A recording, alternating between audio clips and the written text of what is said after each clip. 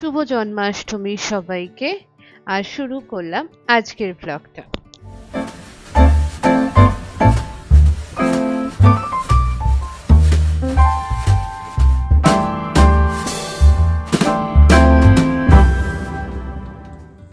এই বছর 16ই আগস্ট যেরকম জন্মাষ্টমী তিথি পড়েছে, আমার বাড়িতেও আমি ছোট্ট করে একটা জন্মাষ্টমী পালন করেছি। তার জন্য তাড়াহুড়ো করে 5 রকমের ভাজা, পায়েস, চাটনি, মিষ্টি সব রকমের আয়োজন ছিল।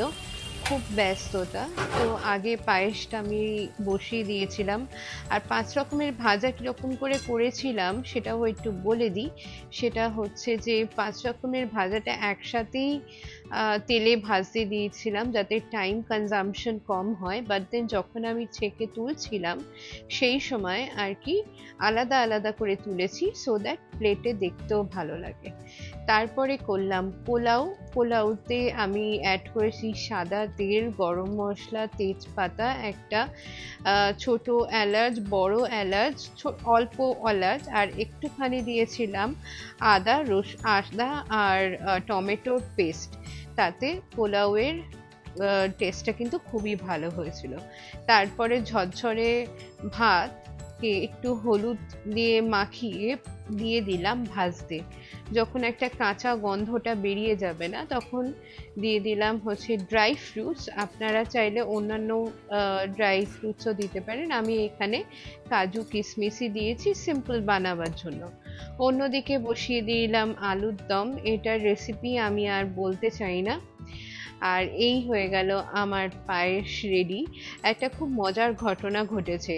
পায়েস অলরেডি রেডি হয়ে গেছিল এবং পায়েসকে আমি ঠান্ডা করবার জন্য দিয়েও দিয়েছি। তারপরে মনে পড়েছে যে চিনি ঢালতে ভুলে গেছি, আবার নিয়ে এসে চিনি ঢেলেছি।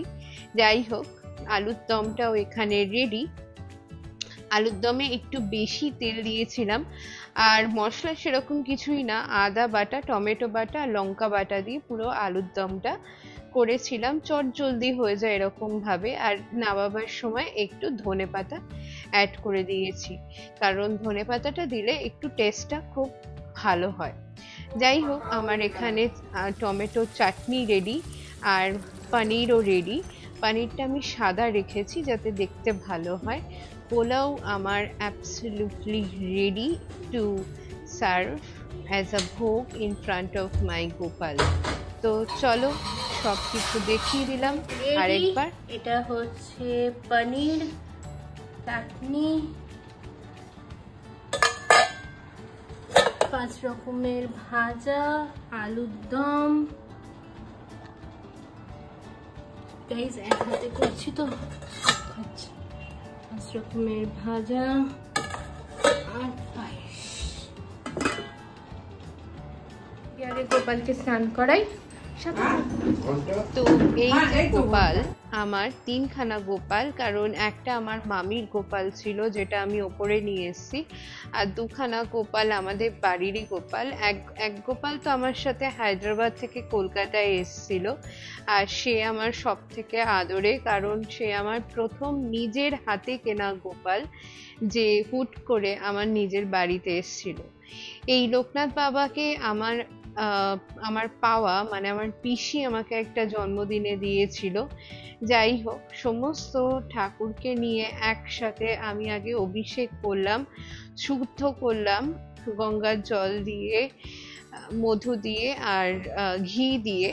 আমি যেটুকুনি জানি আমি সেটুকুনিই করেছি, করবার চেষ্টা করেছি এবং শুদ্ধ মনে করেছি। অন্যান্য জায়গায় মা আর বাবা মিলে সমস্ত ধূপ ধুনো ফল টল সবকিছু রেডি করছিল। ভোগটা তো অলরেডি রেডি হয়ে গেছে, তোমরা দেখলে। এবার ধীরে ধীরে অভিষেক করলাম।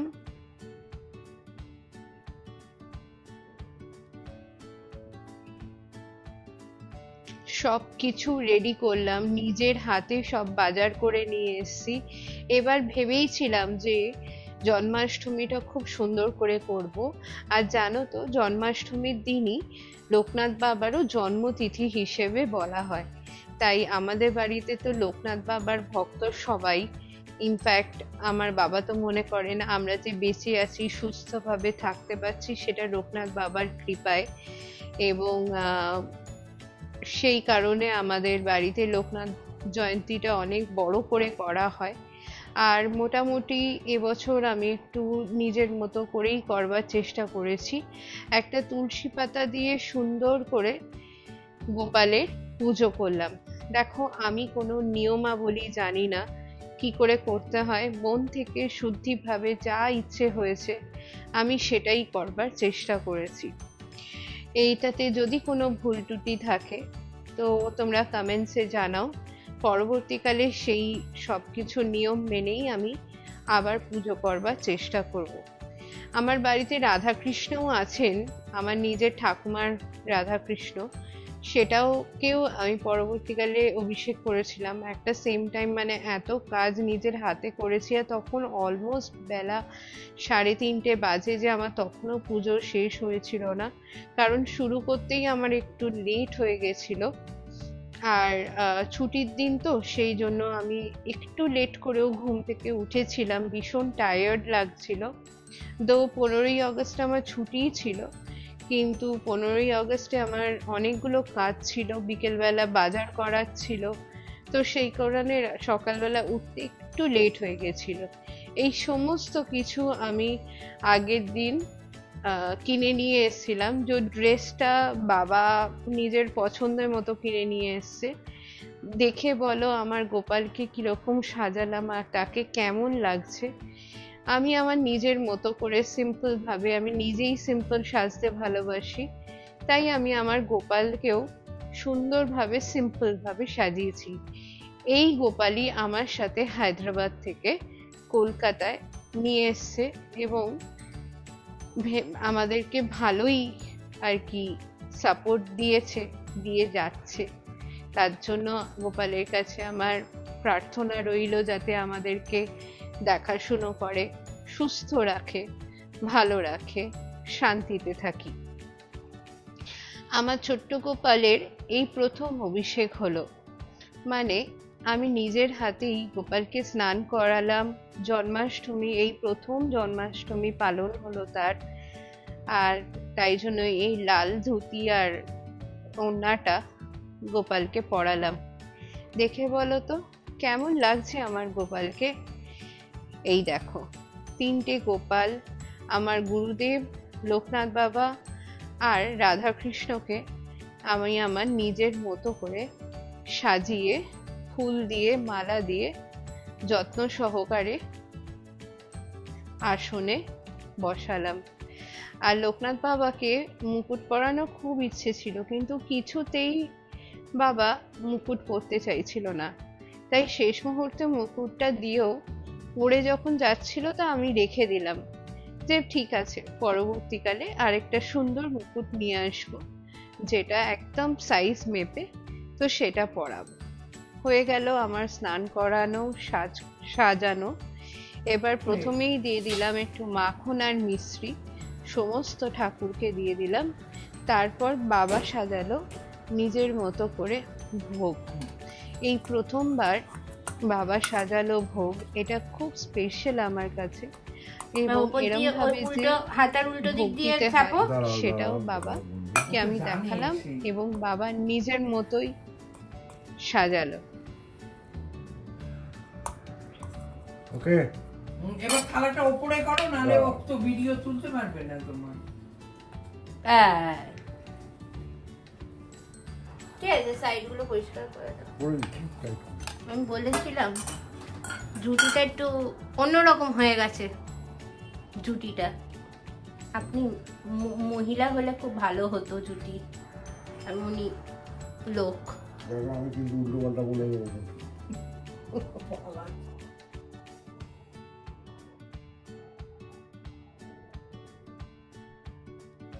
তারপর চলে গেলাম আমি দেবলীনার বাড়িতে। বেসিক্যালি আমার বাড়িতে তো পুরোহিত আসে না, প্রত্যেক বছর ওর বাড়িতেই আমরা গিয়ে আর কি অঞ্জলি দেয় মা। আমি যেহেতু পাচ্ছিলাম না, আমার পেট জ্বালা করছিল, সেই জন্য আমি আর অপেক্ষা করিনি, আমি ভোগ খেয়ে নিয়েছিলাম। তাই মা শুধুমাত্র নির্জলা উপোস করে দেবলীনার বাড়িতে অঞ্জলি দিল। আর এখানে তখনও পুজোর প্রস্তুতি চলছিল। অলমোস্ট 4:30 থেকে 5টা হয়ে গেছে যে তখনও পুজোর প্রস্তুতি চলছে। আর দেখতেই পাচ্ছ কি সুন্দর নিজের হাতে নাড়ু তৈরি করেছে। অন্যান্য দিন ওরা ওই গুড়ের নাড়ু তৈরি করে, বাট দেন এবার তো ও চিনির নাড়ু তৈরি করেছে। বাট দেন সিরিয়াসলি খুব সুন্দর হয়েছিল খেতে, যেরকম নরম সেরকম টেস্টি, এবং চিনির পরিমাণটাও খুবই সুন্দরভাবে তৈরি। শুরু হয়ে গেল, পুরোহিত চলে এলো, শুরু হয়ে গেল পুজো। আর এই দেখো ওর গোপাল একটা সুন্দর দোলনায় দুলছিল, সেরম ভাবেই ও সাজিয়েছে গোপালকে। শুরু হয়ে গেল নবান্ন, তো মানে নবান্ন তৈরি করছিল আর কি, প্লেটেও ভাগ করছিল সেটা।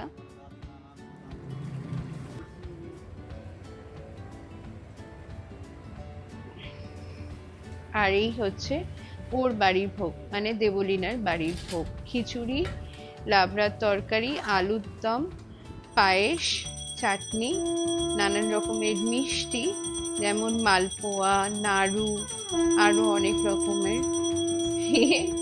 আমি একটু শাঁখ টাক বাজিয়ে চেষ্টা করছিলাম ওকে হেল্প করার। আর পুজোটা সত্যি আমাদের বাড়িতে পুজো হয়ে গেল, ঠাকুর মশাই। এবার যাচ্ছি যেরকম শনিবার করে মায়ের ওখানে পুজো দিই, তো সেখানে। তো সঙ্গে চলো, এখন সিগন্যালটা আছে, দিয়ে দিয়েছে, চলো। তারপরে এইভাবে শেষ করলাম জন্মাষ্টমী।